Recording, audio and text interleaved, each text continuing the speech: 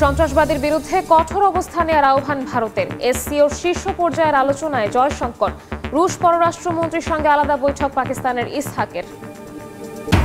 White হাউসে Saudi যুবরাজকে রাজকীয় অভ্যর্থনা, স্বাগত জানালেন ট্রাম্প। যুক্তরাষ্ট্রে $1 ট্রিলিয়ন বিনিয়োগের প্রতিশ্রুতি মোহাম্মদ বিন সালমানের। গাজায় আবারও ইয়েলো লাইন অতিক্রম করার অভিযোগে 2 জনকে হত্যা। পশ্চিম তীরে ইসরায়েলি সেনার গুলিতে আহত আল জাজিরার সাংবাদিক। ফিলিস্তিনের পাশে দাঁড়ালো চীন। দক্ষিণ চীন সাগরে চীনা নৌবাহিনীর সামরিক মহড়া। তাইপে ঘিরে টোকিও বেইজিং উত্তেজনা। জাপান ভ্রমণে নতুন সতর্কতা জারি শি জিনপিং প্রশাসনের। নির্ধারিত এলাকায় পৌঁছেই ভাসমান মাইন হুমকি শনাক্ত করে চীনের পূর্ণাঙ্গ সরঞ্জাম সহ হোংহু রসদ জাহাজ। সামনের ও পেছনের কামান থেকে সঠিক নিশানায় গুলি বর্ষণ করে মুহূর্তেই ধ্বংস করা হয় সব মাইন। স্থানীয় সময় মঙ্গলবার দক্ষিণ চীন সাগরে এভাবেই মহড়া চালিয়ে যুদ্ধ পরিস্থিতিতে নিজেদের সক্ষমতা যাচাই করে চীনা নৌবাহিনী।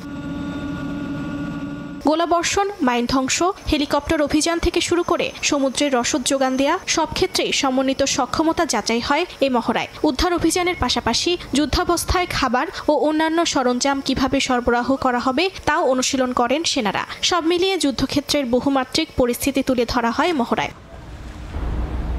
চীনা নৌ কর্মকর্তা শিয়েলং জানান, এই অনুশীলন নৌ সদস্যদের সমুদ্র সমন্বয় দক্ষতা বাড়িয়েছে। মহড়ায় কমান্ডারদের তাৎক্ষণিক সিদ্ধান্ত নেওয়ার ক্ষমতা উন্নত হয়েছে। নতুন যোগ দেওয়া নাবিকদেরও দ্রুত যুদ্ধ প্রস্তুতির জন্য নিজেদের তৈরি করতে এই অনুশীলন সহায়তা করেছে বলে জানান তিনি। সৌদি আরবের যুবরাজ মোহাম্মদ বিন সালমান যুক্তরাষ্ট্রে $1 ট্রিলিয়ন বিনিয়োগের ঘোষণা দিয়েছেন। মার্কিন প্রেসিডেন্ট ডোনাল্ড ট্রাম্প প্রকাশ্যে সালমানের কাছে $600 বিলিয়ন থেকে $1 ট্রিলিয়ন বিনিয়োগের জন্য অনুরোধ করেন। এ সময় সৌদি আরবকে যুক্তরাষ্ট্রের বিশ্বস্ত বন্ধু হিসেবে আখ্যা দেন তিনি। সৌদি যুবরাজ সাফ জানান, ওয়াশিংটনকে খুশি করতে ভুয়া প্রতিশ্রুতি দিচ্ছে না রিয়াদ। সাংবাদিক জামাল খাশোগি হত্যাকাণ্ডে সালমানের কোনো সম্পর্ক নেই বলেও দাবি করেন ট্রাম্প। এছাড়া দ্বিরাষ্ট্রভিত্তিক সমাধান ছাড়া আব্রাহাম অ্যাকর্ডসে যোগ দিতে অস্বীকৃতি জানিয়েছেন সৌদি যুবরাজ। এ যেন এক রাজকীয় অভ্যর্থনা। আকাশে চলছে F-35 ও F-15 ফাইটার জেটের প্রদর্শনী। সৌদি যুবরাজ মোহাম্মদ বিন সালমানকে হোয়াইট হাউসে স্বাগত জানান মার্কিন প্রেসিডেন্ট ডোনাল্ড ট্রাম্প। ওভাল অফিসে সৌদি আরব ও যুক্তরাষ্ট্রের দ্বিপাক্ষিক বৈঠকের শুরুতে ট্রাম্প সৌদি আরবের প্রিন্সের প্রতি মার্কিন বাণিজ্যে বিনিয়োগ $600 বিলিয়ন থেকে বাড়িয়ে বন্ধুত্বের খাতিরে $1 ট্রিলিয়ন করার অনুরোধ করেন। সালমানও তাৎক্ষণিকভাবে ট্রাম্পের এই প্রস্তাবে সম্মতি দেন। যুক্তরাষ্ট্রের অর্থনীতি ও প্রতিরক্ষা বাণিজ্যের সুযোগ বাড়ার সম্ভাবনায় দুই নেতা প্রকাশ্যেই সন্তুষ্টি জানান। এছাড়া রিয়াদের কাছে F-35 যুদ্ধবিমান বিক্রি করারও ঘোষণা দেন ট্রাম্প। আমি শুধু বলতে চাই, আপনার বন্ধু হতে পেরে আমি কতটা সম্মানিত বোধ করছি। $1 ট্রিলিয়ন সেই বিনিয়োগের জন্য আমি সত্যিই কৃতজ্ঞ। আমি অনেক খুশি হয়েছি। এটি একটি দারুণ সংবাদ।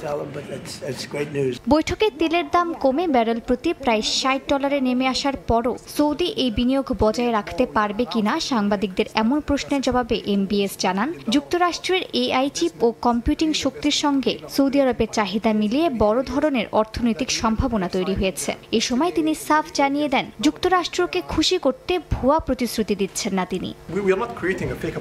সৌদি আরবে কম্পিউটিং শক্তির ব্যাপক চাহিদা রয়েছে এবং আমাদের চাহিদা পূরণের জন্য স্বল্প মেয়াদে প্রায় $50 বিলিয়ন খরচ করব। যুক্তরাষ্ট্রের সঙ্গে আমাদের যে চুক্তি হবে তা নিয়ে দীর্ঘ মেয়াদে শতাধিক বিলিয়ন ডলার বিনিয়োগের সুযোগ থাকবে। এটি সৌদি আরবের চাহিদার সঙ্গে খাপ খায় এবং বিনিয়োগ কৌশলের সঙ্গে মানানসই। এই বৈঠকের পর দুই দেশের সম্পর্কের নতুন এক অধ্যায় শুরু হবে বলে আশ্বস্ত করেছেন সালমান। মার্কিন গণমাধ্যম ওয়াল স্ট্রিট জার্নালের সাংবাদিক জামাল খাশোগি হত্যাকাণ্ডকে কেন্দ্র করে উত্তপ্ত প্রশ্ন ওঠে। এ সময় সৌদি যুবরাজের পক্ষ নিয়ে ট্রাম্প দাবি করেন, মোহাম্মদ বিন সালমান এই হত্যাকাণ্ড সম্পর্কে কিছুই জানতেন না, বরং খাশোগিকে অনেকের অপছন্দের ব্যক্তি বলেও উল্লেখ করেন তিনি। এ বিষয়ে এমবিএস জানান, কারো জীবন বিনা কারণে চলে যাওয়া অত্যন্ত বেদনাদায়ক এবং এই হত্যাকাণ্ডকে একটি বড় ভুল হিসেবেও আখ্যা দেন তিনি।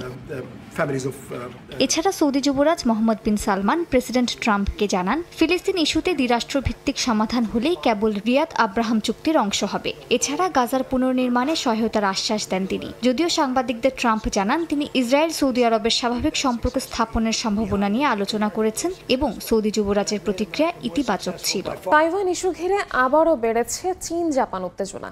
এরই জেরে বেইজিংয়ে স্থগিত করা হয়েছে দুটি জাপানি অ্যানিমে সিনেমা। তাইপে নিয়ে জাপানের প্রধানমন্ত্রী সানায়ে তাকাইচির সামরিক হস্তক্ষেপের ইঙ্গিতকে উস্কানি বলছে চীন। এমনকি জাপান ভ্রমণে নতুন করে সতর্কতা জারি করেছে শি জিনপিং প্রশাসন। দেশটিতে পড়তে যেতে ইচ্ছুক শিক্ষার্থীদেরও করা হয়েছে সতর্ক। এদিকে জাপানের দাবি সমুদ্রসীমায় টহল দিয়ে আন্তর্জাতিক আইন লঙ্ঘন করেছে চীন। তাইওয়ান ইস্যুতে জাপানের নতুন প্রধানমন্ত্রীর বিতর্কিত মন্তব্যের জেরে বেড়েছে বেইজিং টোকিও উত্তেজনা। বিতর্কিত সেনকাকু দ্বীপপুঞ্জের চীনের সামরিক বাহিনীর টহল ঘিরে নতুন করে উত্তাপ ছড়িয়েছে দুই দেশের মাঝে। স্থানীয় সময় রোববার জাপানের সেনকাকু দ্বীপপুঞ্জ টহল দেয় চীনের কোস্টগার্ড। এর আগে শনিবার তাইওয়ানের আকাশ ও সমুদ্রসীমার আশপাশে টহল দেয় সামরিক বিমান ও নৌযান। কূটনৈতিক উত্তেজনার প্রভাব পড়েছে সাংস্কৃতিক অঙ্গনেও। হঠাৎ থেমে গেল বহু প্রতীক্ষিত দুই ছবির মুক্তি। জাপানি অ্যানিমেশন সিনেমা বহু বছর ধরে চীনা বাজারে জনপ্রিয়। চীনের রাষ্ট্রীয় সংবাদ মাধ্যম জানায় ক্রেওন শিনচ্যান ও সেলস অ্যাট ওয়ার্ক এই দুই জাপানি অ্যানিমের মুক্তি স্থগিত করেছে বেইজিং। ক্রমবর্ধমান এই বিরোধের কারণে এরই মধ্যে বেইজিং চীনা নাগরিকদের জাপান ভ্রমণ এড়িয়ে চলার পরামর্শ দিয়েছে। এদিকে সোমবার চীনে অবস্থিত জাপানি দূতাবাস তাদের ওয়েবসাইটে এক বিবৃতিতে বলেছে, যেখানে জনসমাগম হয় এমন স্থানগুলো এড়িয়ে চলতে। সম্প্রতি জাপানের নতুন প্রধানমন্ত্রী সানায়ে তাকাইচি সংসদীয় কমিটিতে তাইওয়ান ইস্যুতে বলেন, যদি তাইওয়ানে কোনো সংঘাত বা জরুরি পরিস্থিতি তৈরি হয় এবং তা জাপানের অস্তিত্বের জন্য হুমকি হয়ে দাঁড়ায়, তবে দেশটি আত্মরক্ষার জন্য তার বাহিনী মোতায়েন করতে পারে। তার এই বক্তব্যকে চীন সরাসরি নিজেদের সার্বভৌমত্বের ওপর হুমকি হিসেবে ব্যাখ্যা করেছে। বেজিং বলছে, জাপান এই ধরনের মন্তব্যের মাধ্যমে তাইওয়ানকে স্বাধীনতার ইঙ্গিত দিচ্ছে, আর এটা চীনের অভ্যন্তরীণ বিষয়ে হস্তক্ষেপের শামিল। একই সঙ্গে মন্তব্যটি ফিরিয়ে নিতেও বলা হয়েছে বেজিংয়ের পক্ষ থেকে, তবে তা নাকচ করে দিয়েছে টোকিও প্রশাসন। গাজায় আবারও ইয়েলো লাইন অতিক্রম করার অভিযোগে দুই ফিলিস্তিনিকে গুলি করে হত্যা করেছে ইসরায়েলি সেনাবাহিনী। পশ্চিম তীরের তুলকারেমে বিক্ষোভের ভিডিও করার সময় আল জাজিরার ক্যামেরাম্যানকে দুপায়ে গুলি করেছে নেতানিয়াহু বাহিনী। জাতিসংঘের নিরাপত্তা পরিষদে পাশ হওয়া মার্কিন শাসনের প্রস্তাব জোর করে ফিলিস্তিনিদের ওপর চাপিয়ে দেওয়া হচ্ছে বলে দাবি করেছে হামাস।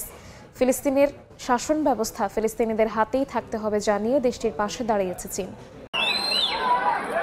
পশ্চিম তীরের তুলকারেমে ইসরায়েলি বাহিনীর নিয়মিত অভিযানের নামে বাড়িঘর ভাঙচুর ও অবরোধের বিরুদ্ধে স্থানীয় ফিলিস্তিনিরা বিক্ষোভ করেন। মঙ্গলবার সেই বিক্ষোভের ভিডিও ধারণ করছিলেন আল জাজিরার চিত্র সাংবাদিক ফাদি ইয়াসমিন। এ সময় তার দুপায়ে গুলি করে নেতানিয়াহু বাহিনী।